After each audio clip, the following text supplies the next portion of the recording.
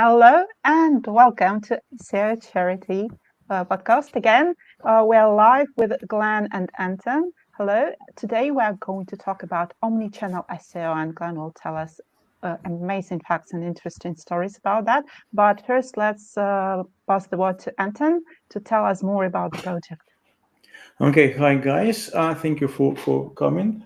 Today I won't spend too much time. The project is a SEOcharity project. It's basically it's a charity, but we trying to use trust we already have inside the SEO community, and we know SEO is a striving community, usually trying to help if they can. So SEOcharity is about helping. Right now, it's 5 shelters in Ukraine, cat and dog shelters. So we're trying to collect money for those purposes, and we do collect some money. Project is 3.5 years old, and we doing conferences twice a year, usually March and September, and conferences are sponsored, so we collect money. We don't have any cost. We don't get any payment or anything, no cost. So all the money we collect, they go they go directly to shelters. So if you can donate, please do donate. And especially we do need to people who donate regularly, which is $10 a month, which is basically 2 coffees a month. If you can spare, it really helps. And by the way, you will get this T-shirt if you're regular.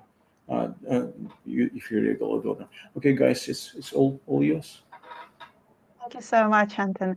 Now a few words about Glen Chamisa.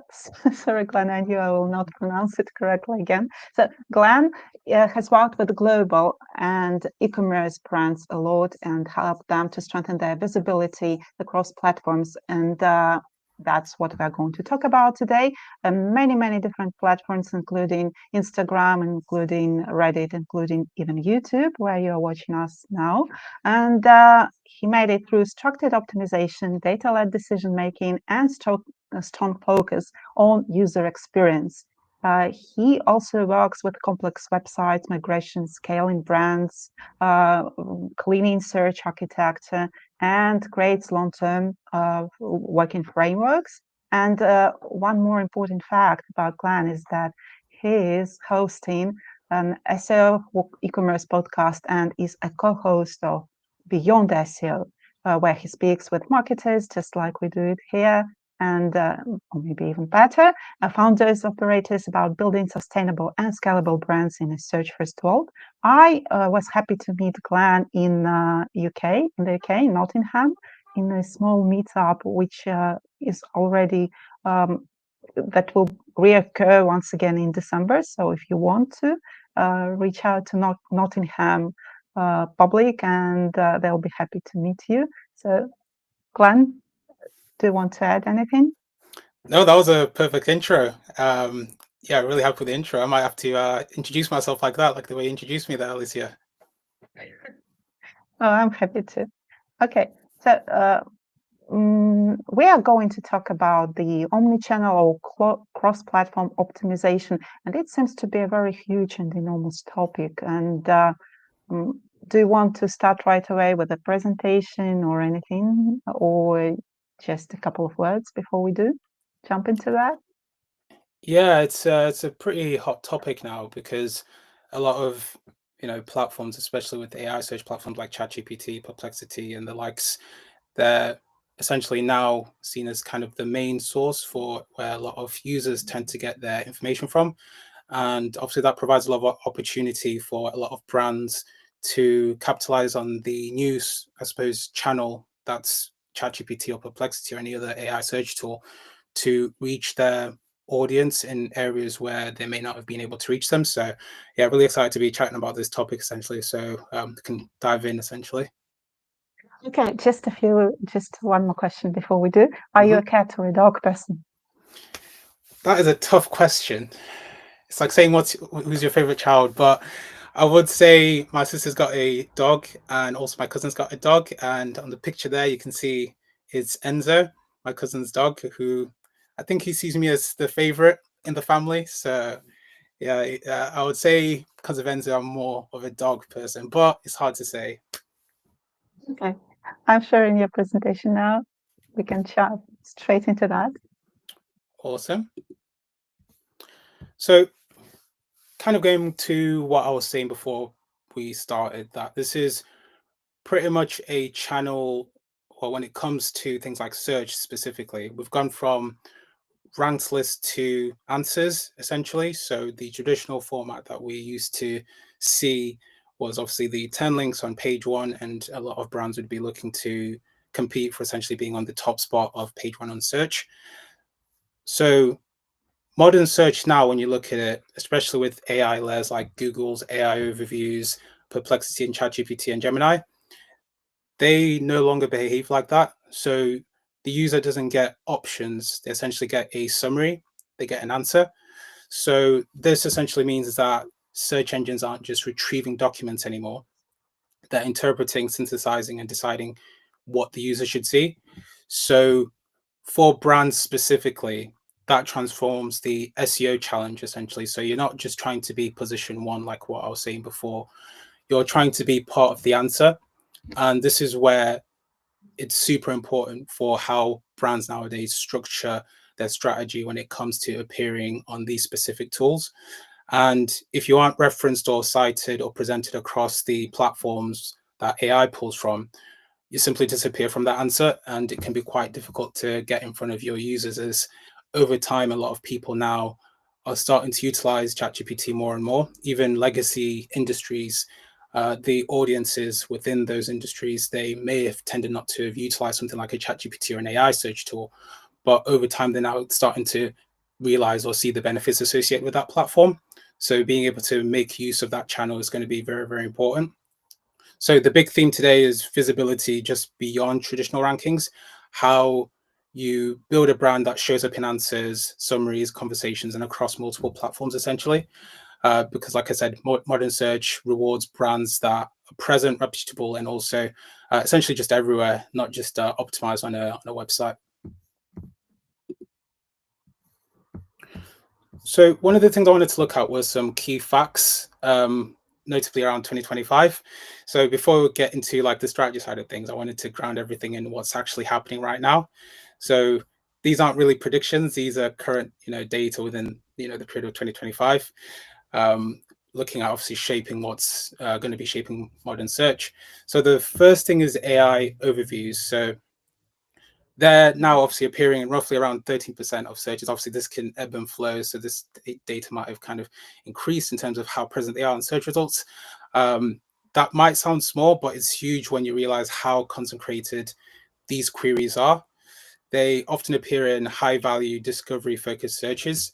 So these are especially things that brands should care about, because even though, like I said, it's a small percentage, the percentage of it that is commercially valuable is quite important to be targeting. And when AI overviews appear, obviously position one performance takes a hit, as we've seen throughout this entire period of 2025. And obviously Ahrefs recorded around roughly a 34.5% drop in CTR for top ranking results. So if you can rank in, say, position number one and still lose visibility, you can simply lose visibility because the user gets an AI summary, which a lot of people, especially within content-specific fields, have taken a large hit when looking at that. E-commerce, not so much, because there's obviously the side of the user coming to the actual site itself to make a purchase, whether through a product page or a collection page. So e-commerce is still kind of safe in that regard. And when obviously looking at things like Reddit is like another pretty big shift. It's exploded in visibility with almost or close to 200% year-on-year growth in Google. Obviously, this tells us that something important is happening when it comes to Google, in that Google is essentially relying on more real human discussions to essentially just power both the organic results and AI answers. And obviously, with the recent updates from Google's side when it comes to Reddit's discoverability on search results, Reddit still has a large influence in terms of where information is cited. So this data is quite useful to see from how we can judge what 2026 is going to be like, essentially. And obviously we have Instagram as well, which is quite an interesting one in the sense that obviously earlier this year, as of July 10th, 2025, public pro accounts are now indexable. So that's a main milestone in the sense that because it's a social platform, historically social platforms have been siloed off from the search experience naturally, because obviously it's kind of hard to, fully invest into that. So the reason why that's a huge milestone is because it makes social content part of the search ecosystem. And later in the chat, also I'll go through how that ties into the cross-platform reinforcement. But it's just kind of interesting to see how with a platform like Instagram, for example, I kind of see other social platforms potentially in the future down the line becoming more indexable on search results, because fundamentally, even though Google is introducing a lot of ads onto search results, they still want to introduce certain content pieces that contribute to the user getting as much useful information as possible, essentially. And just a final one as well. Obviously, despite all the hype around AI search engines, Google still sends roughly about 345 times more traffic than all AI search tools combined. So that's a reminder that while AI matters, Google is still the backbone of discoverability. And going back to what I said at the very start, these channels like ChatGPT, Perplexity, they're more of like a complement to or a supplement to what's already established in terms of where users are going predominantly. So this is just an additional source that brands can look to make the most of, as opposed to just ignoring, specifically for the more legacy industries where they kind of tend to be very traditional in how they approach reaching out to their customers. Utilizing something like a ChatGPT where people look for answers, that's going to be very useful in that sense. So going back to Instagram, I said before that obviously it's a huge milestone, but what does that mean essentially? So like I said, Instagram is becoming indexable. It's basically a signal of where search is heading, like I said before. So for years, social platforms were essentially closed ecosystems. So your content lived inside the app and you essentially had no, I suppose, impact on traditional search visibility. And this update basically breaks the barrier in that it shows that Google is widening its definition of what counts as a search result and essentially what counts as a source of authority. So I suppose you could say brands that were historically doing really well or focusing in on the social content on Instagram or any other social platform, I suppose this is like a vindication for them, because they've had that historical focus on their social platforms where they've committed to giving a good content experience to their followers. And obviously if they now have that source to support their search visibility, then obviously it's a major plus for them. And also it means Google now treats social content, posts, captions, reels, and highlights as part of the broader information landscape. And for brands, this is important because your social presence is no longer separate from your SEO. They now reinforce each other, if that makes sense. And when AI systems or AI platforms like ChatGPT or Perplexity or any other tool look for up-to-date, high engagement content to cite or summarize, essentially social signals become part of the story that they tell, because as we already know, a lot of these platforms, they don't just look for where to put websites, to look for additional factors. And obviously social is now part of that factor as well when people are looking for information. So I said before that Instagram is now indexable. And the reason why that is because TikTok has already been deeply integrated into Google search results for quite a while. And we see TikTok videos appearing under short videos, above organic listings, and even influencing AI overviews. And the reason why this matters is because Google's preference for real, visual, and user-generated content when users search for how-to queries, reviews, or routines is very, very important. And Instagram is essentially becoming indexable as a way to catch up to TikTok, essentially. So it's trying to essentially close the gap between how TikTok content is treated and how content can appear in search essentially. So this is a way to kind of close that gap, because TikTok has essentially been or had that visibility which Instagram couldn't compete with previously. So for brands in this case, this means that short form content isn't just social content anymore. It's discoverable content that supports visibility across Google, AI overviews, and also third-party AI tools as well. And the shift highlights essentially how search is moving away from text-heavy web pages to mixed media answers. So in the case of videos, discussions, also reviews and social posts, all led into the search experience essentially. So if you can essentially produce strong short form content on Instagram, it has now the potential to drive visibility outside the platform, not just inside it. Do you think that that's an SEO who should be doing all these posts in Instagram and TikTok and everywhere else? Yes. So this is where cross collaboration comes in, because before SEO used to be, I can imagine, with like a lot of different marketing channels, whether that's paid, SEO, email marketing.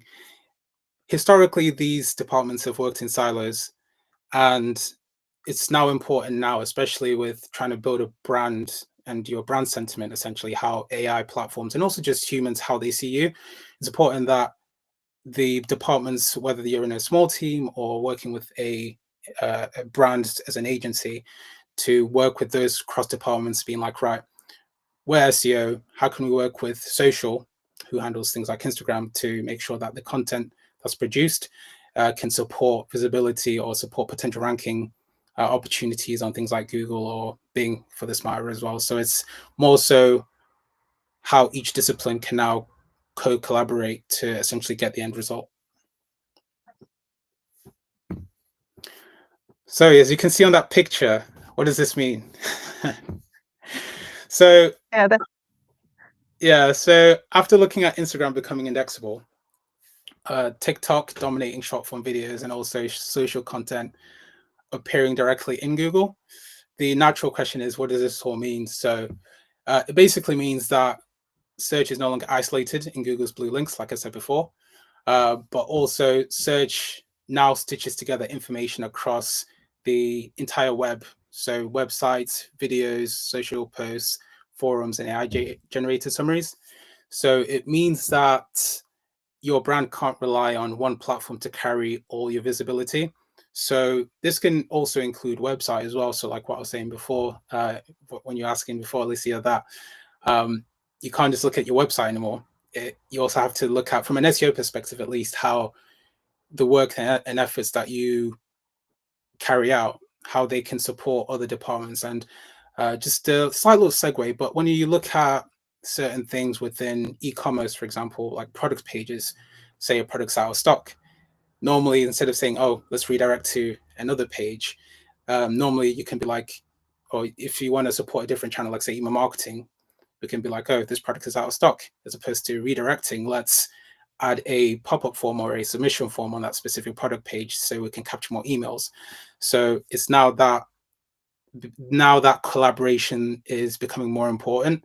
And with the case of AI and building your brand, it's not just things like email, it's also additional factors that have to kind of collaborate with each other, essentially. So going back to what does this mean? Every platform you show up on becomes part of the signal that Google and AI systems use to essentially understand how you are and whether you're able to be credible or not. So credibility is now such a very, very important thing to demonstrate with all these changes that are taking place.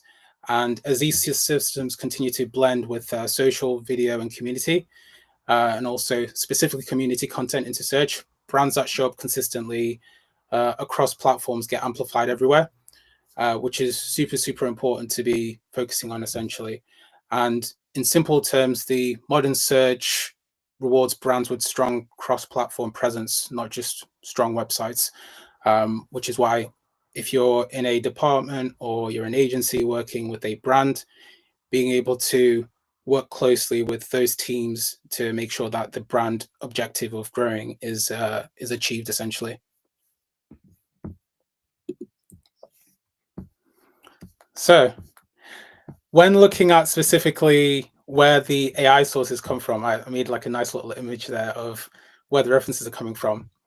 Obviously, now that we know that search has shifted away from just ranking on pages, we essentially want to know where the citations are coming from, specifically on things like ChatGPT. And when you see an AI overview or a ChatGPT answer, is not inventing information out of thin air. Obviously, it's pulling a pool of sources, that specific pot of gold, and choosing what it trusts the most.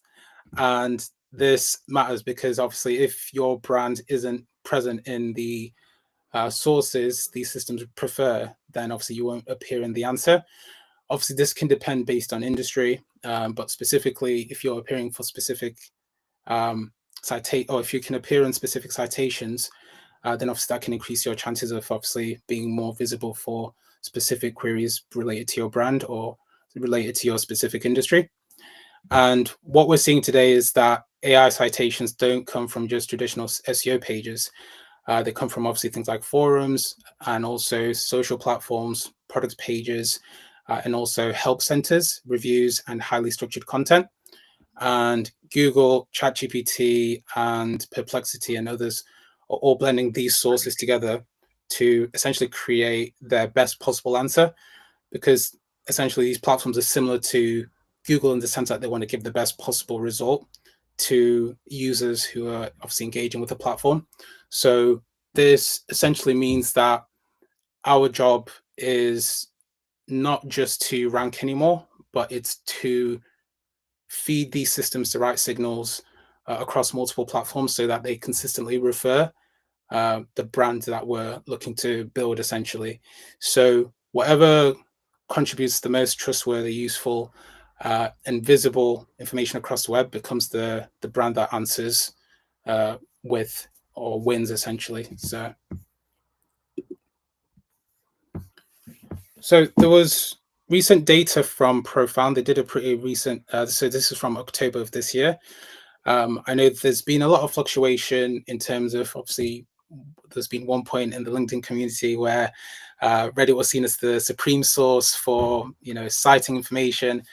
But obviously recent data from Profound gives us a useful snapshot as to where AI systems are pulling their citations from across multiple models. And what stands out immediately is that the three platforms that dominate are obviously Reddit, YouTube, and Wikipedia. And these platforms consistently appear as top citation sources for AI-generated answers. And as you can see from the table, Reddit reads by quite a large margin. Obviously, that makes sense because, like I said before, AI models tend to rely heavily on real conversations, real experiences, and problem-solving threads, which Reddit is like a pool of knowledge for, and it's also an ideal source for that kind of information we're pulling from. And also we can see YouTube is next, which shows how important video explanations, demonstrations, and reviews have become in the search and AI ecosystem. And when looking at Wikipedia, we can see that it remains one of the strongest structured sources for factual information online.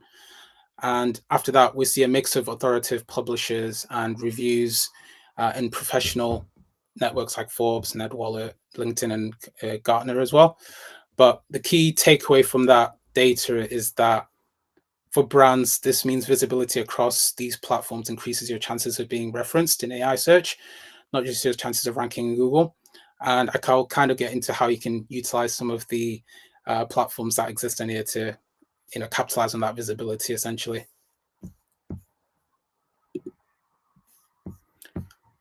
So just looking a little bit further into the nitty-gritty details when it comes to what Profound were providing in terms of data, the graph shows how influential Reddit has become across different AI engines. So you can see there's different platforms that are being listed there. And the pattern is quite clear that, we can see Perplexity pulls the most Reddit data, looking at the October period as well. And also that aligns with its present design, since Perplexity leans heavily into real-world experience and also community answers as well. ChatGPT as well has been quite volatile as of late with the recent changes. But you can look at the spikes. Those jumps happen when roughly the model needs human experience-led information. So things like troubleshooting, personal reviews, and also nuanced explanations as well. Those are quite big when it comes to how ChatGPT is pulling specific information.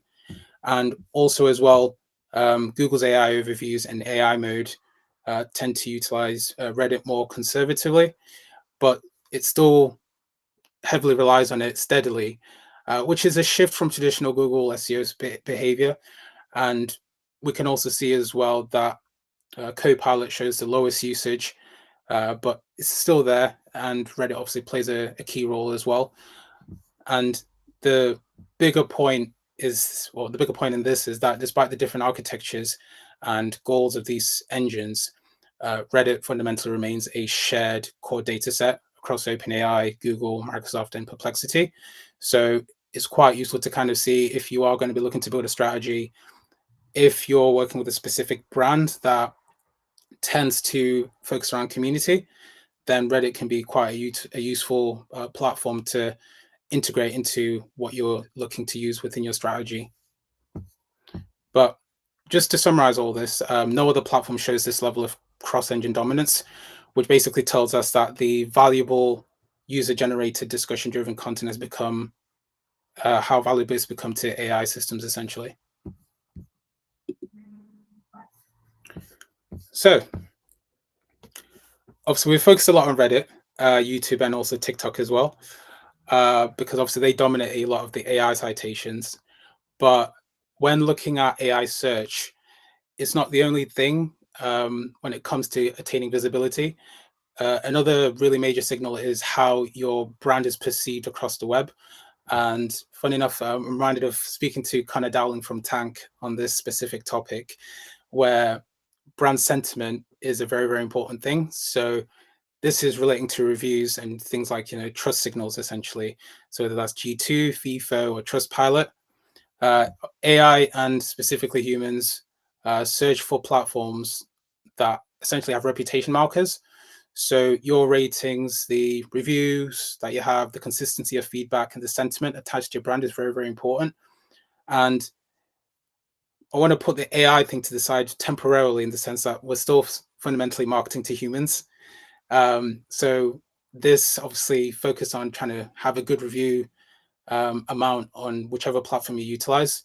It's essentially trying to showcase that whatever it is that you offer, whether it's a service, product, that you get good feedback. So if you can utilize those platforms effectively, one, the main thing is you're going to obviously show credibility to the people that are going to be obviously interacting with your products or services. But obviously another useful factor of that is that's another signal that you can showcase to things like ChatGPT or Perplexity to demonstrate that you're credible and trustworthy to cite on those platforms. So that's quite useful to be looking at. And if your brand is consistently reviewed positively and it's talked about quite a lot and is seen as reliable across these platforms, then AI models are far more likely to pull you or trust information related to you.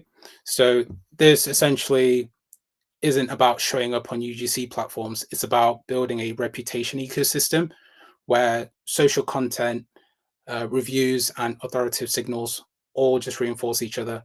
And in short, these platforms want to provide the safe and trustworthy answers, and brands with strong and essentially visible reputations across review platforms naturally rise to the top. So it's a major thing that I've seen a lot of websites and brands in general not really focus on, even though it's such an important thing and it's super important now.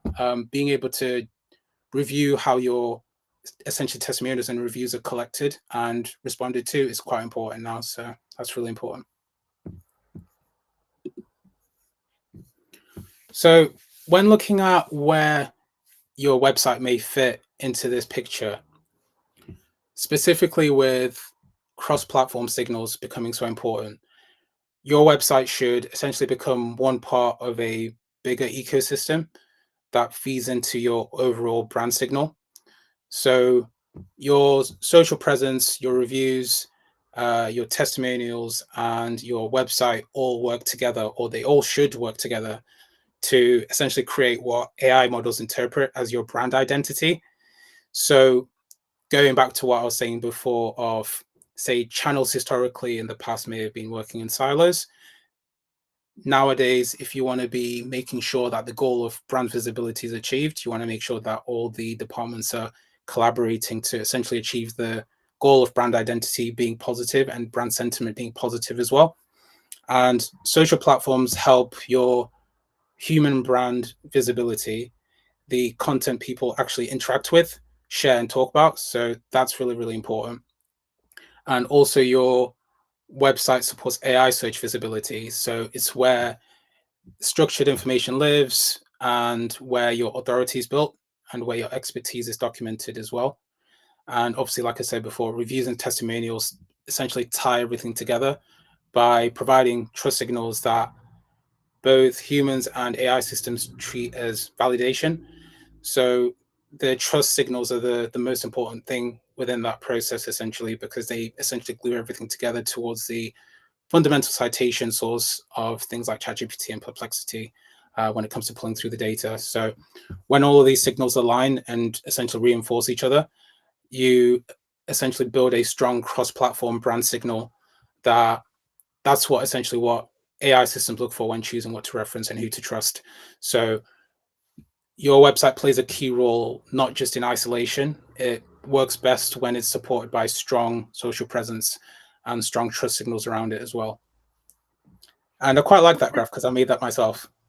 Yeah, it's very nice. What do you use to collect these signals? Because if you do that manually and go across all these reviews, of course you sometimes do, but what do you do to aggregate them and have this information, and also to scrape it on a weekly or daily basis, whatever? What do you actually use? Like, how do you approach doing the very thing itself?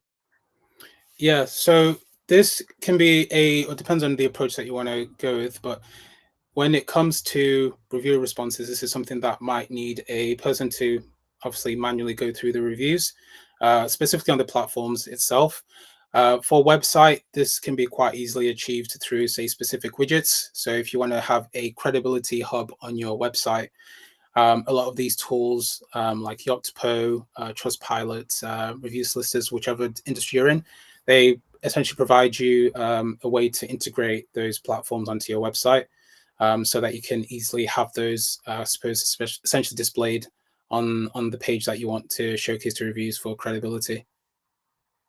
And do you analyze them in any way? Do you use AI to analyze them to understand the tone and the patterns and to see what the questions are?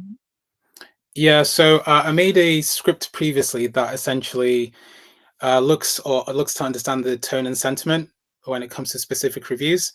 So I'm currently it's done through vibe coding. I know vibe coding is quite a popular thing, but I'm testing it out where it basically receives a certain amount of reviews. Then it from that amount of reviews, it basically tries to build an overall sentiment of that brand based on the reviews that were given. So I'm looking to put that together and test it out, see what people think.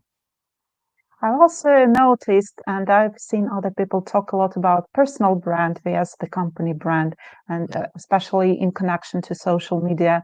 And many people say that it's much more beneficial if the owner publishes a lot on the same Reddit or social media, because, like in LinkedIn or especially in Instagram, people prefer to see people, not companies. And but we also see Ryanair, who are very popular in Yeah. social media with their posts. What do you think? What's better for in terms of SEO? How Yeah. would you suggest SEOs to approach this? Do SEOs have to publish from themselves or make the owner, even if the owner doesn't want to, like force them? Or should they instead, like, I don't know, propose some strategy themselves Mm. for from the company's accounts? What do you suggest? Yes. So ideally, personal brand is the most effective way to go about it. But fundamentally, all the personal brand activities that's being done should fundamentally lead to the main, I suppose, company brand itself. So it's kind of supporting the main umbrella company brand. So the reason why personal brands work so well is because you can be very personalized, and also when people interact with the specific content itself, they are basically seeing content from the individual themselves, and through that they end up building trust and familiarity, which can be a little bit trickier to do when you're, say, trying to do that through a company page. Now, depending on what industry you're in, you can be quite creative, like the Ryanair example that you gave. But typically, when looking at companies, when they try and utilize specific content, they can be quite rigid when it comes to trying to utilize specific content to kind of appeal to their audience. So the personal brand makes it a bit more flexible and allows you to be a bit, or have a bit more personality with how you go about your content sharing, and also how you kind of create content essentially. And from there, it makes it a lot easier to funnel obviously yourself and what you do to the brand. And obviously that's how you can kind of attribute potential conversions or sales from people who are coming to you, but they realize you're associated with a specific brand. So that's why I kind of see personal brand as the more effective way than utilizing, say, a company page. Like you said, the Ryanair example, and also a lot of other brands as well, they do it quite well and they're quite creative with how they do things. But it tends to be a little bit trickier. So personal brand just allows you to be a bit more flexible with how you do your content. Okay, I'm sorry to interrupt you. Just wanted to. Oh, it's useful information. So I know I talked about obviously certain platforms, like say looking at your reviews and looking at specific things like your visibility on things like Reddit. But obviously, like I said, you want to ensure that your site is quite readable. So I did an example here of a previous site which, looking at this specific log files, when it comes to how they're visible or if they are being crawled for specific AI search bots. And one of the things that we wanted to essentially do was ensure that even though you're focusing on other cross platforms, you essentially want to make sure that your website is still technically clean and readable. And if search engines or AI crawlers can't understand your site, then essentially they can't use your content. So what you're looking at here is a log file data, essentially the raw record of how bots actually crawl your site. This essentially tells you how, well, two important things really, how important and how often Google and other crawlers visit your pages, and also as well how they're hitting errors, redirects, or slow loading pages. So I'll show you a little bit of detail in terms of the specific AI chatbots that were discovered on the page. And you can see there's quite a few errors that were discovered from specific AI chatbots. So this slide is just highlighting something a lot of people still underestimate, and that AI bots are crawling your site just like search engines do. So if you look at the log data here, you can see, obviously GPTBot, PerplexityBot, ClaudeBot, all actively crawling the site alongside Googlebot and BingBot. And when AI crawlers hit errors, slow pages, or blocked resources, they're getting an incomplete version of your content. And obviously that directly affects your brand and how it shows up in AI answers. And checking log files is very, very important. And it's quite a simple process now with things like Screaming Frog, where if you're working with a client and if they give you, or if you can ask for specific log files, then you can basically look to do an audit of essentially where there may be potential errors, if there are any at all. But I feel like it's one of those things where it probably doesn't get looked at as much as it should when working with specific brands who are looking to kind of build that visibility, especially if they're looking at things like ChatGPT or any other AI search tool. So when looking at, I suppose, building a integrated marketing strategy, now that we've seen how search, social platforms, reviews, and AI crawls all feed into each other, this is where the idea of integrated marketing becomes essential. So modern search isn't a single channel anymore, like I said before. Google isn't acting alone, and also AI platforms aren't acting alone either. So every interaction your brand has, whether it's a social post or a review or a specific blog article or YouTube video, these things contribute to how your brand is interpreted across the entire web. So AI models don't separate channels the way marketers do. They essentially blend signals from everywhere to build a picture essentially of who you are and whether you're trustworthy. So building a effective strategy today means just aligning your content, your messaging, and your presence across multiple channels. Going back to what I was saying before, with channels can't work in silos anymore. So we have to stop treating them like they're isolated things and isolated activities, essentially. So it's all about integrating what you do, not just in one channel in SEO, but how that can support other specific channels like email marketing or paid social or PPC, for example. And when everything obviously reinforces each other, website content, social content, reviews, PR, thought leadership content, you essentially build a brand that both humans and AI systems can essentially understand quickly and consistently. And that's essentially the foundation of modern visibility. Essentially, you're looking at integrated signals, not isolated activities. So a really, really good example of this is a brand within the skincare industry called Medicate. And it's a strong example of a brand that's primed for modern search because it treats visibility as a cross-channel effort, not just an SEO exercise. So the first thing is they produce expert-led content.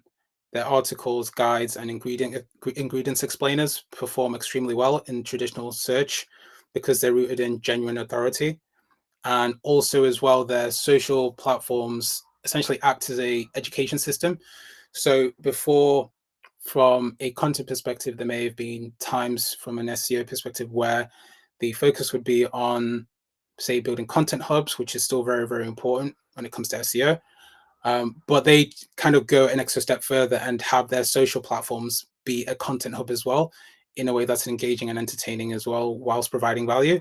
So their Instagram, TikTok, and YouTube content all reinforce the same messaging around ingredients, routines, and explanations made simple. And obviously, finally, their messaging is consistent everywhere. So whether you read a blog, watch a video, or visit their website, or see a product in store, it all comes back to ingredients and science, which is their unique selling point. And all these signals essentially add up. And this is something that they've been doing for quite a long time as well.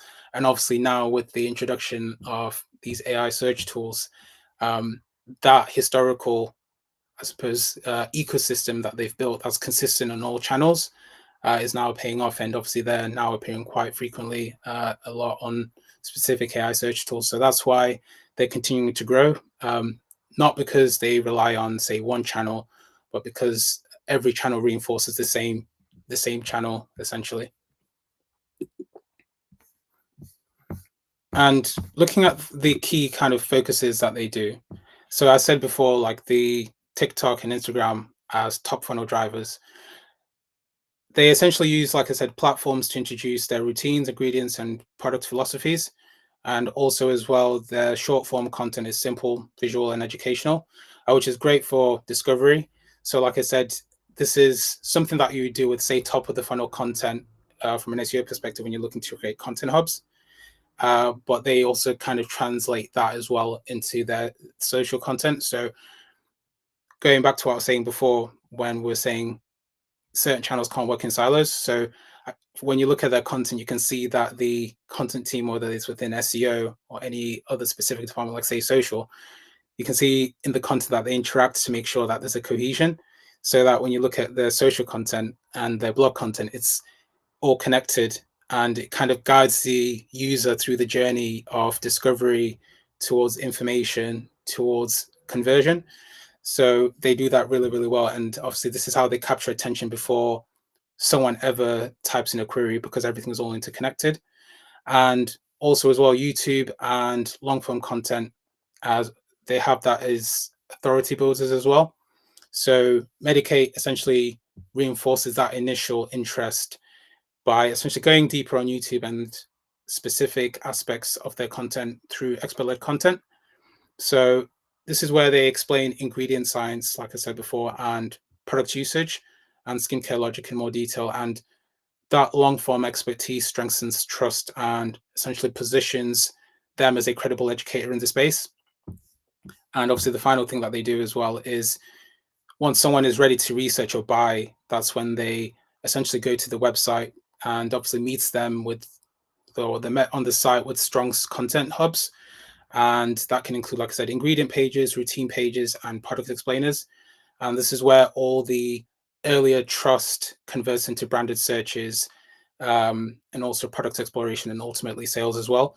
So you can see that they have a coherent ecosystem that all supports each other towards the individual discovering the brand for the first time and obviously ultimately converting as well. So their locus of focus, which rhymes, is layered around social for discovery, long form content for authority, SEO and on-site content for high intent conversion as well. So that's why their brand keeps winning through search, and also why they're appearing quite a lot as well for specific area related terms as well, which you can also be able to see through how they've built that entire ecosystem where they're on YouTube. They're also on, obviously they've got strong reviews as well. They're strong on their socials, and you can just basically see that they've got a large amount of kind of inventory, which is all coherent to essentially building a brand that's trusted by AI search platforms. And this is kind of just what you can see from an over time perspective, where all the stuff that they've been doing prior to even, say, ChatGPT or Perplexity becoming a thing, you can just see the upward trend of AI search and AI visibility becoming so prominent for them. And you can also see as well how their branded terms when people search is steadily increasing, all because they've built that foundation, which a lot of brands can also do as well. But let me get to reality. So yeah, let's be real. So obviously resources and capacity matter. So, you know, people could be watching this and be thinking, oh, Glenn, this is great. This is fantastic. But, you know, we're a small team, you know, we don't have the resources. What do we focus on if we're, you know, tight on time or budget? And the main thing to be looking at here is when it comes to how you go about this is it's okay to not have the, I suppose, the ability to focus on specific things that you want to focus on.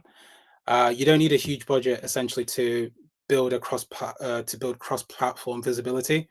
What essentially matters is focusing on the levers that essentially deliver the most high impacts based on your resources and aligning your channels so that everything works together instead of working in silos. So what you said before, Alicia, of the review side of things, how can somebody that's, say, tight on time, say, work on that or focus on that if there's other things that they could be doing?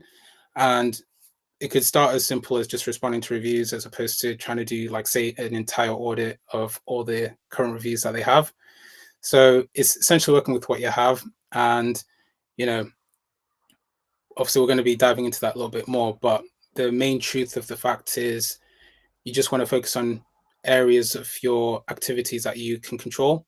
And essentially you're not wanting to focus or spread yourself too thin on specific avenues that essentially don't contribute to your brand's growth if you're, say, starting out.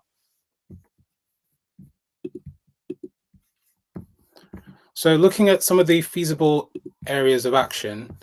So YouTube is essentially a ideal source to be looking at when talking about feasible. So high impact actions or, you know, brands with limited resources, YouTube and video sit right at the top. So video is quite versatile. So one good video can essentially be repurposed into dozens of pieces of content across multiple platforms.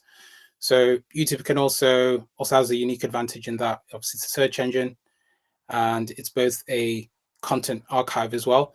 So what I mean by that is, say if you make a piece of content and you make it in that specific time frame, it basically gains traction over time, and that can feed into long-term authority signals that Google and AI platforms can consistently trust. And unlike trying to produce huge amounts of content for every channel, video allows you to essentially create one piece of content that's quite strong, and then you can clip it, and from there you can obviously adapt it and redistribute it across, say, TikTok, Instagram, or your website for that matter as well. And even as written content as well. So video content is something that, say if you're on a small budget or you're a small team, it's a avenue that you can basically focus on to produce multiple versions of content, which is why I always recommend that as an option to go to, say if you're limited on what you can focus on essentially. So overall, when it comes to building cross-platform visibility efficiently, video is the closest thing you have to a multiplier if you can't focus on a lot of stuff.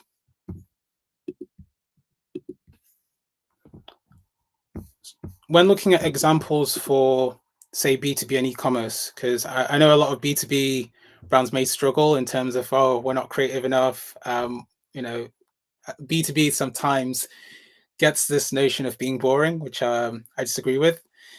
But some examples that you can look to do when it comes to B2B is you can do authority expert videos. So showcasing your authority, whether that's people in your team, just doing short video content on specific things that you offer as a product or a service. There's also things like, you know, deep dive tutorials that you can look to do in terms of video content. And that can be quite useful because since it's going to be more than likely long form, you can break that up into different content variations. Going back to what I said before, without having to, say, think of blog topics to look to put together, you can have that one piece of content in terms of video, then utilize that for different variations and plan that within, or plan it within a month of content planning, essentially. The next thing as well is sales enablement and product videos. So this can be live product demos, because they can be quite short and punchy and focus on outcome. So say if you are looking to do video, but you are not able to, say, focus on a long form, you can look to do this type of content where it's very short. You can also look to do things like features versus benefit videos and also clarify why a specific feature matters. And as well as that, you can look to do things like use case clips where you can show what different customer types use, or how they use your products for before and after workflow videos, which is quite useful as well to look at. And the final one is just event and community videos. So this can be just recaps, conferences, any, I suppose, review of what you are doing in specific events. You can do live Q&As, webinars, and also just workshops as well. So all of these things from a video perspective, when it comes to B2B, should help kind of build that archive of content, which may be just difficult to do if you're trying to plan for specific written content. But if you can look to utilize, say, video style content, that can just make your content writing process when it comes to written content a whole lot more easier.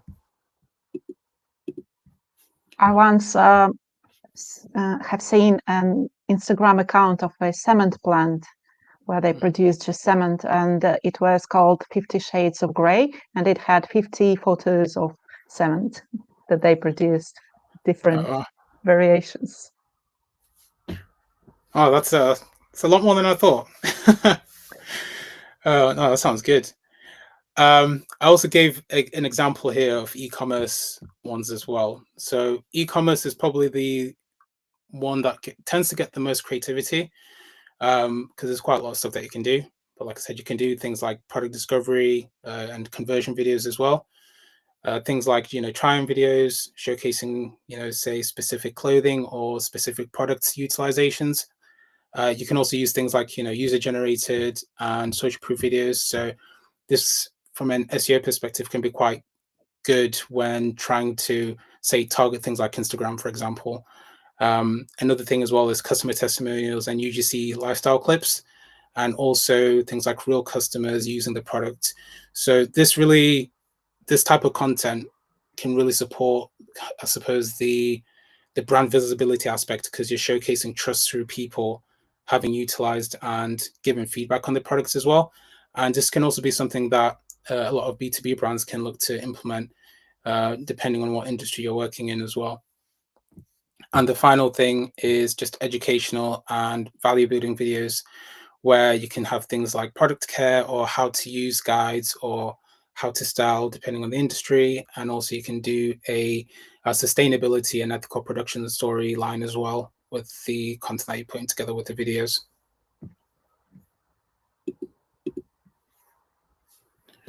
The next thing as well, that if you're a brand on a small budget or you don't have the resources, is just focus on one platform. So this obviously will vary depending on your business, industry, or product or service. So this audit process can essentially involve working with your social media team or whoever's handling the social. And the goal is basically to understand activity across your platforms. And when you're looking to select that one platform, if you're tied for resources, if you don't have an internal team, you can utilize, say, internal customer buyer data to pinpoint the primary platforms you can invest your resources to. So if you're noticing that, or if you naturally know that your customers are, say, B2B, then obviously a platform like LinkedIn, for example, would be quite good to invest more time into than, say, trying to focus on 3 other platforms. And also as well, you want to make sure that you review your brand's online spaces. So the ones where you target audience, where your target audience resides essentially, and you want to confirm which ones you can truly commit to before, I suppose, building a strong presence on, because this is about understanding where your users are essentially.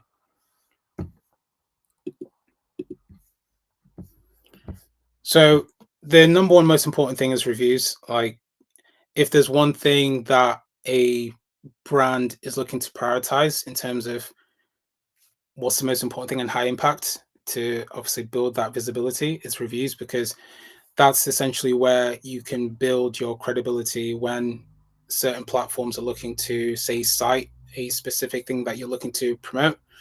So obviously I put a quote there from Kevin, founder of Growth Hack, where essentially it's saying that if you can focus on your reviews, whether that's on a review platform like a Trustpilot or a Yotpo, and also have those reviews present on, say, a about section of your site or any section of your site if you're trying to promote a product, those are strong signals to Google and also AI search platforms that what you're offering is credible, and obviously it's gotten good positive feedback. So that would probably be the most high impact thing to focus on if you're, say, a smaller brand but you're struggling to focus on specific things. Reviews is like the, if I can hammer one thing in this this webinar, is reviews is like the most important thing to be focusing on, obviously coupled in with the video content and also focusing in on other aspects of one platform. So those 3 specific things would be the things I'd recommend to, say, a social media team or a small team that's looking to focus on high impact areas essentially.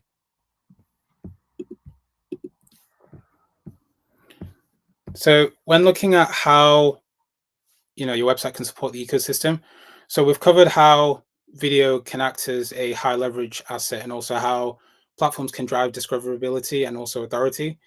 But I kind of want to shift back to the website, because even though search is becoming more distributed across platforms, your website overall is still the hub that holds everything together. And I like to think of it like social drives attention, video builds trust, and fundamentally your website is where those signals consolidate into structured, clear, high intent information. And your website is also the one channel fully under your control. So it's where you can shape your expertise. It's also where you can organize your content and products and provide depth that AI systems can pull from confidently, essentially. So you basically want to be making sure that whilst you are looking at these other cross platforms, your website is quite strong as well. So I'm going to go into a bit more of the practical side from a website perspective, so that your site can support your entire ecosystem, even if you don't have like a huge team or a massive content budget. So I kind of broke it down into 3 focus areas. So the first thing that I wanted to focus on is on the contradiction-free content. So one thing that is the most underrated part when it comes to modern SEO and AI visibility is consistency. So AI platforms and search systems essentially don't just read your site. They cross-check your messages across multiple platforms. And if your website says one thing and your social posts say another and your product descriptions say something else completely, that inconsistency lowers trust. And AI platforms are designed to look for alignment, and they pull information from websites, from your social content, from your reviews, from your YouTube, from PR pieces, and they check whether your message matches across all of them. And your information is if your information is consistent everywhere, same claims, same terminology, same positioning, essentially, you get a higher trust score. And obviously, higher trust means that you're more likely to be surfaced in AI answers and search results. But there are contradictions. If there are contradictions, outdated information or anything that misaligns, then the model is less confident, and you drop in trust, and visibility essentially suffers because of that. So it's very important to make sure that when you are looking to, say, put out content or looking to do an audit of your messaging online, whether that's through your existing platforms that you tend to post quite frequently on, that the message is always consistent. And if there are any changes, to look to make those changes to ensure that there's consistency all around.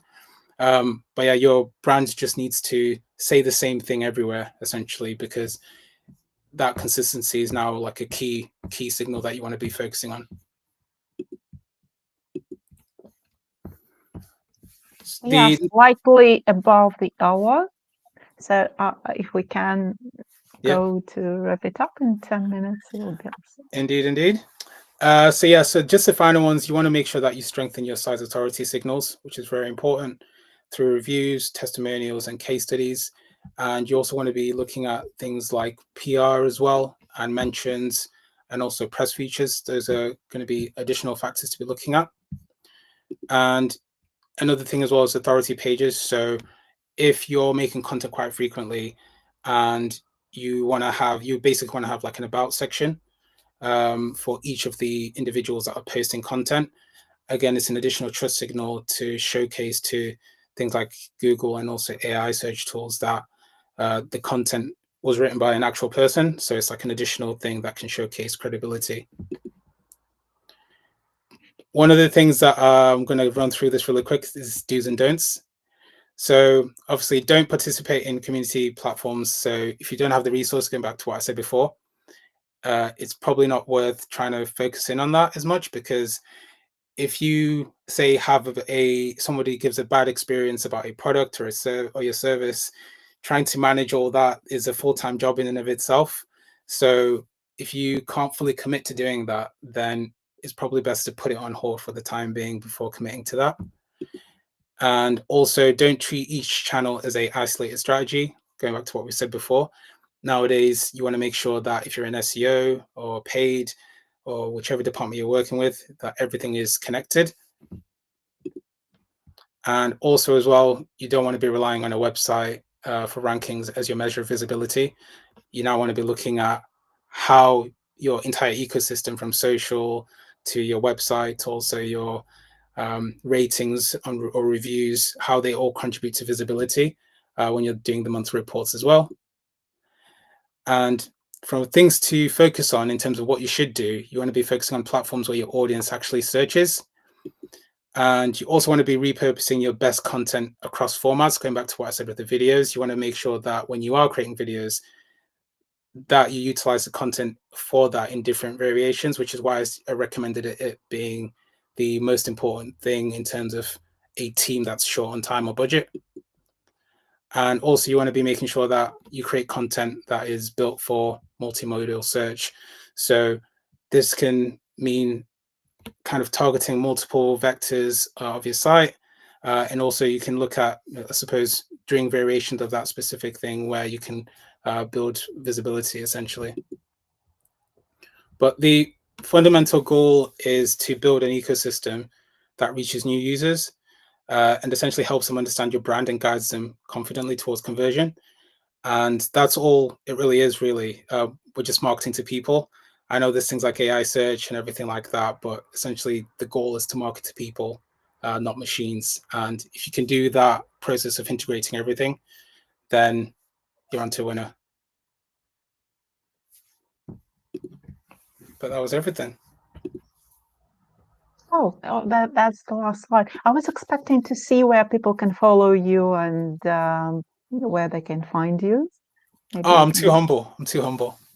like I bet some would like to know where they can find information about you more.